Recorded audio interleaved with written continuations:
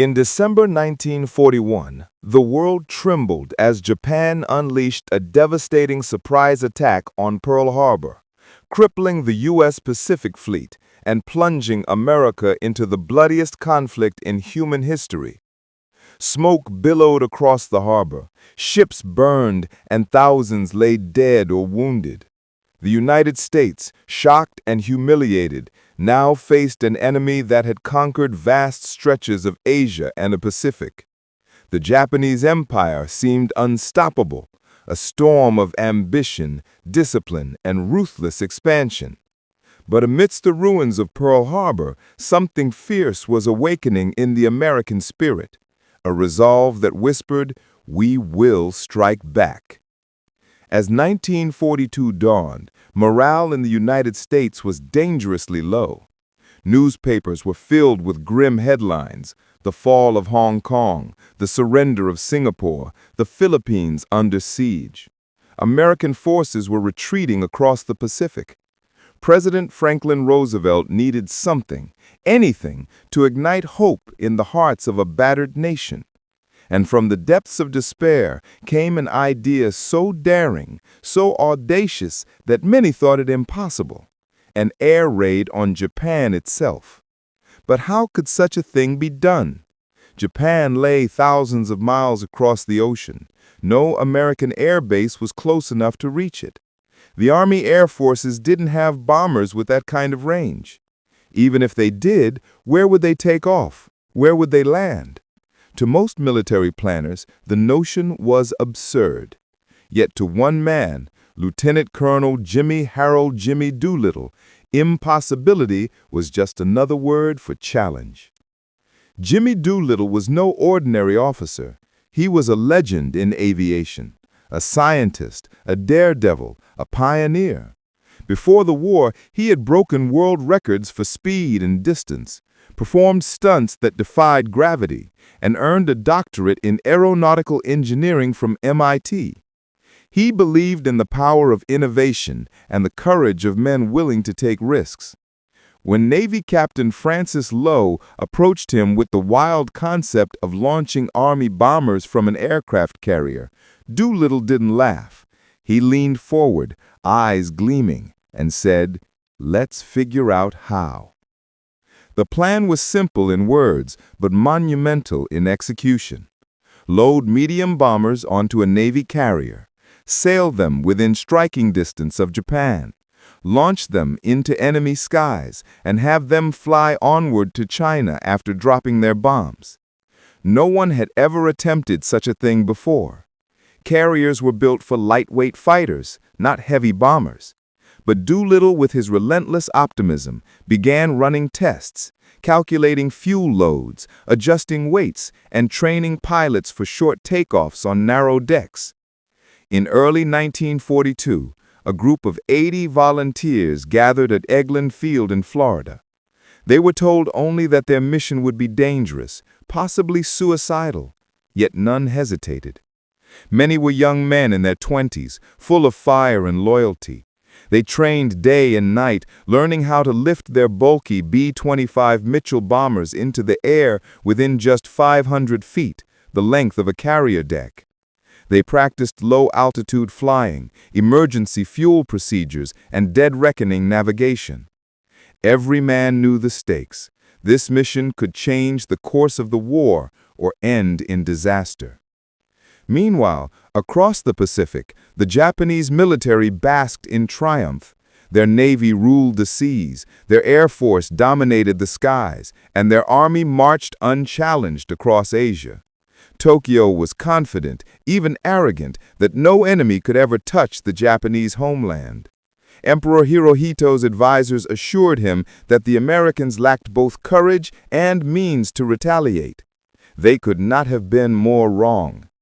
By mid-April, the secret plan, codenamed Operation Doolittle, was ready. The carrier, USS Hornet, departed from Alameda, California, under a cloak of secrecy. On its deck stood 16 gleaming B-25 bombers, each marked with the insignia of the Army Air Forces. Sailors watched in awe. No one had seen such aircraft on a ship before. Beside the Hornet sailed the USS Enterprise, commanded by Admiral William Bull Halsey, whose task was to escort and protect the raiding force. As the task force plowed through cold Pacific waters, the tension grew. The men aboard the Hornet were told the truth at last. They were going to bomb Japan. A stunned silence filled the air, followed by a surge of excitement and determination.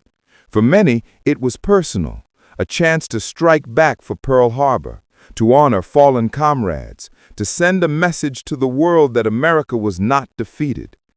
But fate had its own plans. On the morning of April 18, 1942, the task force was still hundreds of miles from the intended launch point when they were spotted by a Japanese patrol vessel. The crew scrambled to destroy it, but not before it sent out a warning signal. The element of surprise was lost. Doolittle faced an agonizing choice: abort the mission and return home, or launch early and risk running out of fuel before reaching safety. He didn't hesitate. He said, "We'll go now, we'll hit them as we are." Winds howled across the deck as the first bomber prepared for takeoff. The ship pitched and rolled in the choppy sea. Sailors lined the rails, holding their breath. At 8:20 a.m., Doolittle himself throttled up his engines, the propellers screaming. The B-25 roared forward, lifting off the deck just seconds before it would have plunged into the waves. One by one, the other 15 bombers followed, climbing into the gray sky and heading west toward the heart of Japan. The vast Pacific stretched endlessly beneath the bombers as they climbed into the cold morning sky. Below them, the waves rolled like liquid steel, reflecting the dim light of dawn. The crews inside the 16 B-25s felt a mixture of fear and exhilaration. They knew they were flying into history or into oblivion. The distance between the carrier and Japan was far greater than planned. Each man silently calculated his fuel, wondering if the tanks would last long enough to reach China after the bombing. Yet no one turned back. Inside Doolittle's lead aircraft, the atmosphere was tense but steady. His co-pilot, Lieutenant Richard Cole, checked the instruments while Doolittle gazed ahead, his jaw tight, eyes fixed on the horizon. They had been flying for nearly 4 hours when the faint outline of Japan's coast appeared through the clouds. It was a haunting sight. The land of the enemy, calm and unaware of what was about to descend from the heavens. As they neared Tokyo, Doolittle gave the order, "Arm bombs." The crew snapped to attention, preparing the payload. High explosive and incendiary bombs meant to damage factories, oil depots, and military installations. Below them, Japanese civilians went about their morning routines. Workers heading to factories, trams rattling down city streets, children walking to school. None could imagine that in moments, American planes would roar over their rooftops. At precisely noon local time, the first B-25 dove out of the clouds and thundered across Tokyo at rooftop level. The sound of its engines shattered the calm of the capital. Moments later, explosions erupted across the city. Flames, smoke, and chaos. Sirens wailed as people scattered in confusion. The Japanese air defense system, caught completely off guard, scrambled in panic. Anti-aircraft guns barked into the sky, but the bombers were too fast and too low. Inside Doolittle's crew, the men felt a strange mix of triumph and sorrow. They knew they were striking not just military sites, but also risking civilian lives. Yet they also knew this act would shake Japan's confidence and restore American hope. As one gunner later said, "We weren't there to kill. We were there to remind them that the war wasn't over." Back in Tokyo, the chaos was indescribable. The Japanese people, long assured by propaganda that their islands were safe, suddenly realized the war had come to their doorstep. Government officials rushed to hide the truth, reporting minor damage and no significant losses. But the psychological wound was deep. The emperor's advisors were humiliated. How could foreign bombers reach the heart of Japan? How could such a thing be allowed? Meanwhile, Doolittle and his men faced a new challenge: survival. They were still hours from the Chinese coast, and fuel gauges were sinking fast. The early launch had forced them to fly hundreds of miles farther than expected. Clouds thickened, rain poured, and darkness began to fall. Over the radio, crews shared brief updates. Low on fuel, can't make it. Yet no one spoke of surrender. Each man was determined to reach friendly soil or die trying. As night fell, one by one, the bombers ran dry. Engines sputtered, coughed, and died. Crews prepared to bail out. Over eastern China, parachutes opened like ghostly flowers in the rain. Men drifted down into a landscape of mountains, rivers, and occupied villages. Some crashed hard, breaking bones or losing equipment. Others landed in swamps or trees, shivering and bleeding in the dark. Doolittle himself jumped last from his aircraft, his parachute opening just in time. He landed in a rice field, bruised but alive. For hours he wandered in the dark, unsure where he was, until Chinese farmers found him and led him to safety. Across the region, local villagers and guerrillas risked everything to help the downed airmen. They hid them from Japanese patrols, gave them food, and guided them through treacherous terrain toward friendly lines. Many of those villagers would later pay with their lives. For the Japanese military, the raid was a humiliation that demanded revenge. They launched a brutal campaign across eastern China, known as the Zhejiang-Jiangxi Retaliation. Entire villages suspected of aiding the Americans were destroyed. Tens of thousands of civilians were executed, and hundreds of thousands more died from disease and famine as the Japanese scorched the land. The Doolittle Raid had proved that Japan was vulnerable, but it also unleashed terrible suffering upon innocent people. Back in America, the news of the raid electrified the nation.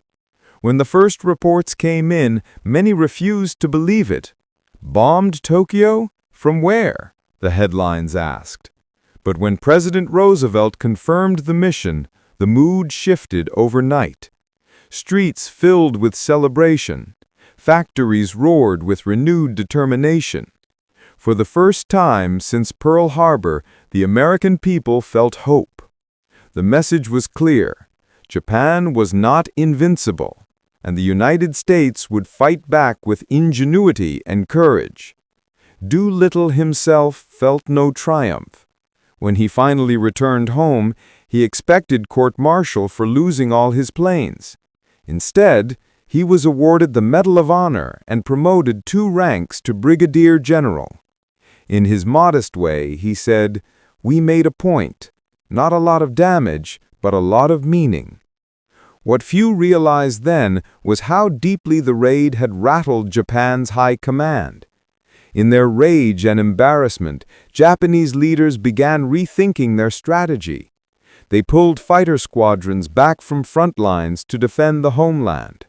More importantly, they set in motion an ambitious plan to eliminate the U.S. carriers that had enabled the raid, a plan that would lead them directly into the Battle of Midway, one of the most decisive confrontations in naval history. In the months that followed, the surviving Doolittle raiders became symbols of courage. They toured the U.S., raising war bonds and morale.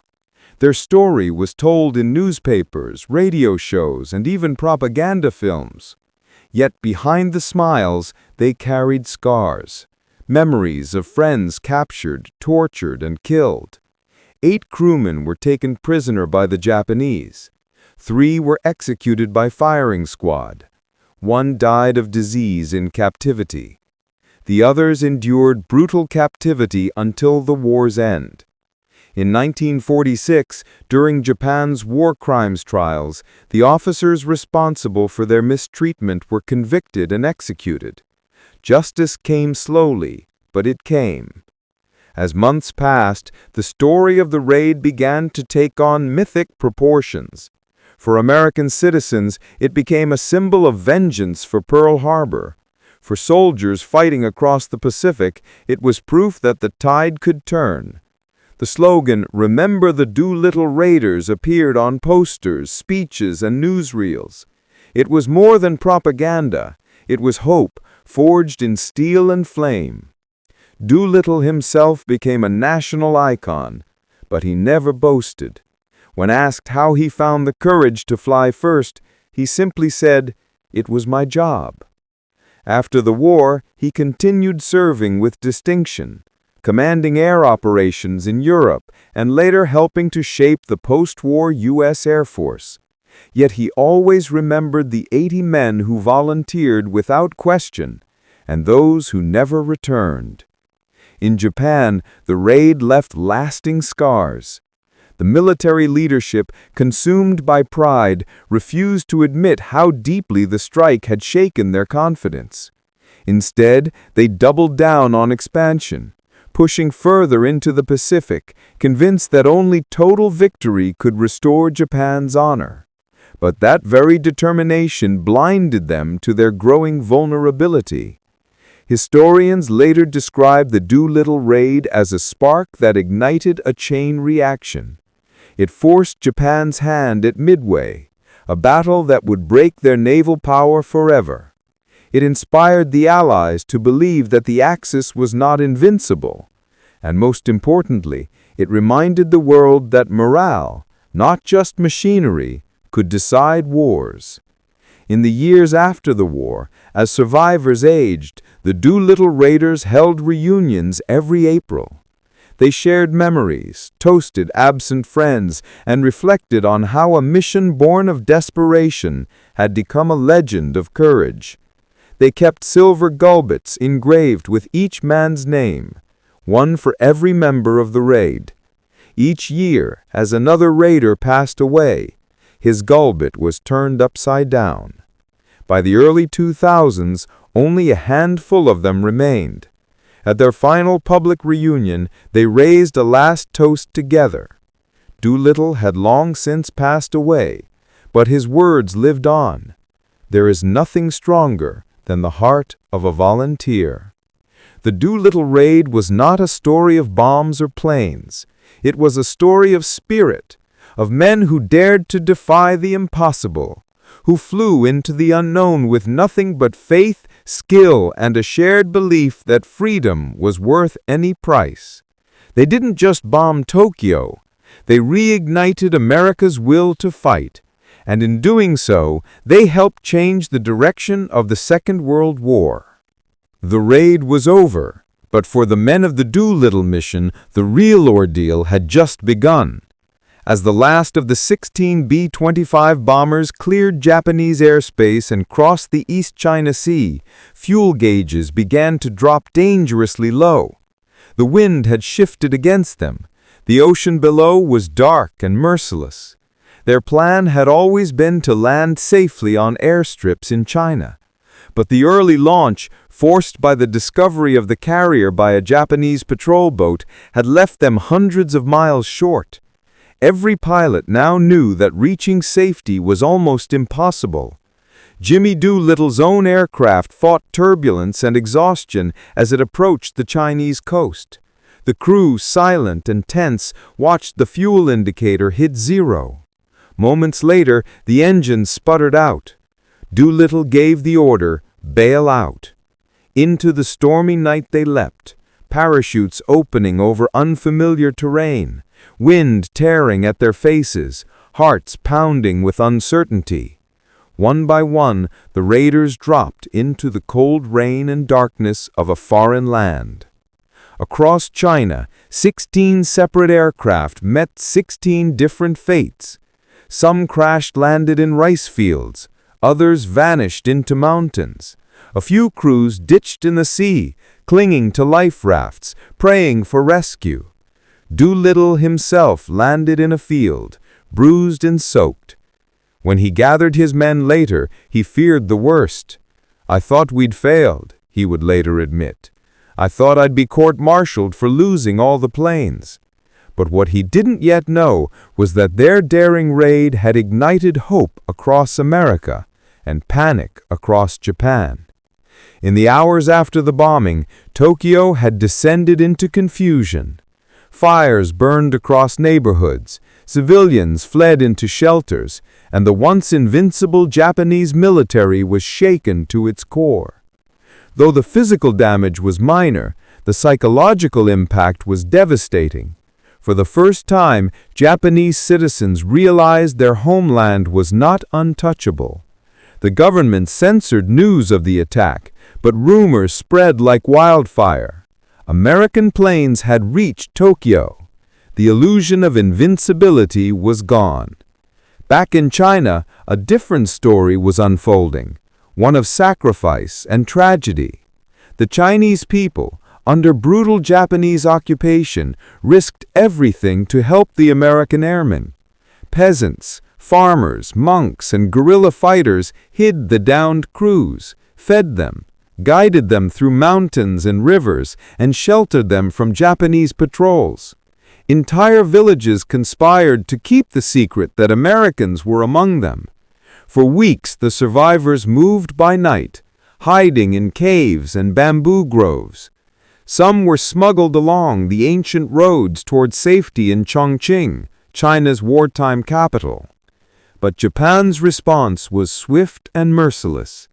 Furious at the humiliation of being bombed, Japanese commanders launched the Zhejiang Jiangxi campaign, a campaign of vengeance. Their army invaded the provinces where the Doolittle Raiders had landed. Entire Communities were accused of aiding the Americans. Villages were burned, wells poisoned, and civilians executed. Historians estimate that over 250,000 Chinese men, women, and children were killed in the Japanese retaliation. It was one of the most horrific reprisals of the entire war, a hidden chapter often forgotten behind the heroism of the raid. Meanwhile, not all of Doolittle's men were fortunate enough to reach friendly lines. 8 airmen were captured by the Japanese. They were taken to Shanghai, interrogated, tortured, and tried as war criminals. 3 were executed by firing squad. 1 died from starvation in captivity. The remaining 4 endured more than 3 years in Japanese prison camps, facing daily beatings, disease, and isolation. Yet even in their suffering, they never betrayed their comrades. Their courage in silence was as noble as their bravery in the sky.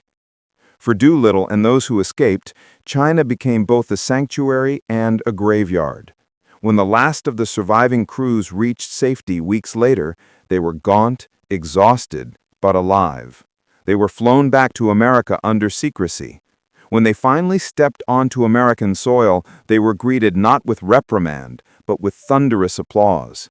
President Roosevelt personally awarded Doolittle the Medal of Honor, and each of his men received the Distinguished Flying Cross. "You have done the impossible," Roosevelt told them. And indeed, they had. Yet Doolittle's humility never left him. Despite being hailed as a national hero, he often said, "I thought it was a failure." He could not forget the loss of his planes, nor the men who never returned.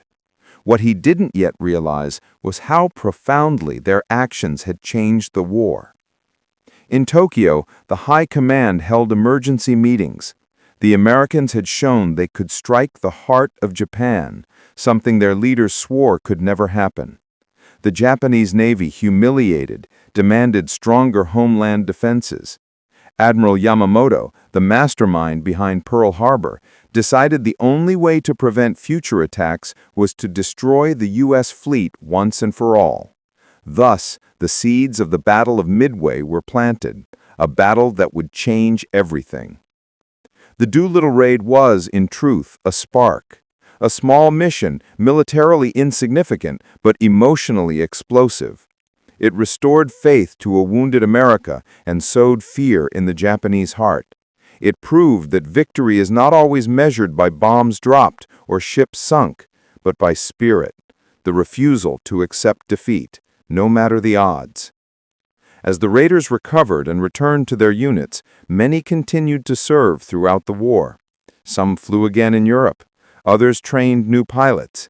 A few would not live to see the end of the war they helped turn. Yet every year afterward, those who survived gathered quietly, not as heroes seeking glory, but as brothers remembering those who didn't make it home. Their bond was forged not just in battle, but in belief. Belief that courage could still matter in a world drowning in despair. And in that belief, the Doolittle Raiders became immortal, their story written not in medals, but in memory, etched forever into the legacy of freedom. As the smoke cleared over China and the Pacific, the true scale of what had transpired during the Doolittle Raid began to unfold. Those 16 bombers had embarked on a mission of audacity. Only a fraction would return intact.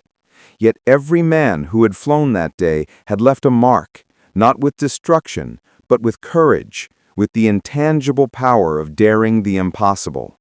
The world would never forget the audacity of flying medium bombers off the deck of an aircraft carrier and the bravery of the men who did it. In the United States, the story was mythologized almost immediately. Newspapers splashed bold headlines, "Americans bomb Tokyo," "Doolittle's Raiders strike heart of Japan." Propaganda films recreated their daring exploits, illustrating the raid in color, dramatizing heroism for civilians back home. Factories and shipyards bristled with renewed energy. Citizens, young and old, felt that the war was no longer a distant nightmare, but a conflict in which courage and ingenuity could tip the scales. The Doolittle Raid was not only a military strike, it was a morale revolution. Yet beyond the headlines and celebrations, the human cost was sobering. Families of captured raiders endured months of uncertainty, not knowing the fate of their loved ones. In China, the horrific retaliatory campaign by Japanese forces left tens of thousands dead, villages razed, and communities scarred for generations. Survivors of the raid carried these images with them for the rest of their lives, haunted by the knowledge that heroism had also sown suffering. Many historians would later describe this as the moral paradox of the raid. Courage and tragedy intertwined inextricably. Despite the horrors, the raid fundamentally shifted Japanese strategy. Admiral Yamamoto, enraged by the audacity of the American attack, sought to neutralize the U.S. Pacific Fleet once and for all. His planning culminated in the Battle of Midway, where Japanese carriers, overconfident from their previous victories, were ambushed by American intelligence that had deciphered their codes. The U.S. Navy struck decisively, sinking 4 Japanese carriers and altering the balance of naval power in the Pacific forever. In many ways, the Doolittle Raid set the stage for this turning point, forcing Japan to overextend and miscalculate. The surviving raiders, now symbols of American valor, continued to serve with distinction. Doolittle himself would later command operations in Europe, guiding strategic bombing campaigns over Germany and contributing to the post-war formation of the U.S. Air Force. Yet he remained humble, always redirecting praise to the young men who had flown into the unknown with him. The bond among the raiders was unbreakable, forged in shared danger, shared fear, and shared triumph. Each year, as the war ended and the world tried to rebuild, reunions became sacred rituals, reminders that history is shaped not just by leaders or generals, but by ordinary men willing to risk everything. The raid's long-term impact was profound. Military doctrine shifted. Nations recognized the power of strategic bombing, of psychological warfare, and of daring tactics that could defy conventional expectations. The raid became a case study in courage, planning, and the human spirit's role in warfare. The audacity to strike Tokyo demonstrated that even in the darkest hours, innovation and resolve could redefine what was possible. Modern historians continue to analyze the mission's significance. Some focus on its psychological effect, boosting American morale at a time when defeat seemed imminent, undermining Japanese confidence and inspiring Allied forces across multiple theaters of war. Others highlight the operational lessons, short takeoff techniques, carrier-based bomber deployment, and coordination between Navy and Army Air Forces, all strategies that would influence future military planning. Yet all agree on one point. The raid's true power lay not in the bombs dropped, but in the message sent across the Pacific. America could and would fight back, no matter the odds. In later decades, the Doolittle Raiders received honors from nations worldwide. Streets, schools, and monuments were named in their honor. Veterans groups and historians preserved their stories, ensuring that the legacy of courage was passed down to future generations. Yet perhaps the most enduring testament is not a medal nor a monument, but the ethos of daring to confront the impossible, embodied in the lives of those 16 men who lifted off from a carrier in April 1942. The Doolittle Raid reminds us that wars are not only fought with machines, guns, and bombs, but with spirit, morale, and daring resolve. It exemplifies the principle that one act of courage can ripple across the world, altering strategy, influencing morale, and shaping history. For every villager who hit a downed pilot, for every soldier who braved impossible odds, for every man who flew without hesitation, the raid's legacy is a reminder that courage can illuminate the darkest chapters of human conflict. And so the Doolittle Raiders returned to legend, not because they destroyed mountains of infrastructure, but because they dared to defy expectations, to strike at the heart of an enemy empire, and to prove that humanity's courage is often the most decisive weapon of all. They reminded a nation and a world that even when despair looms, a spark of bravery can ignite hope, and that the echoes of courage can resonate across decades, inspiring generations to come. And even today, as historians reflect on World War II, the Doolittle Raid remains a shining example of audacity, precision, and the human spirit's power to confront adversity. Its story, from the skies over Tokyo to the hidden valleys of China, from the applause of Americans to the tremors in Japanese command, encapsulates the complexity of war, heroism intertwined with tragedy, triumph shadowed by sacrifice. It is a story not only of victory, but of endurance, and a testament to what is possible when courage refuses to yield to fear. And as the sun sets over the Pacific, one can almost hear the engines of those B-25 bombers soaring through storm and night, carrying 16 brave men into history, a flight of audacity that would forever alter the course of a world at war. The Doolittle Raid was more than a military mission.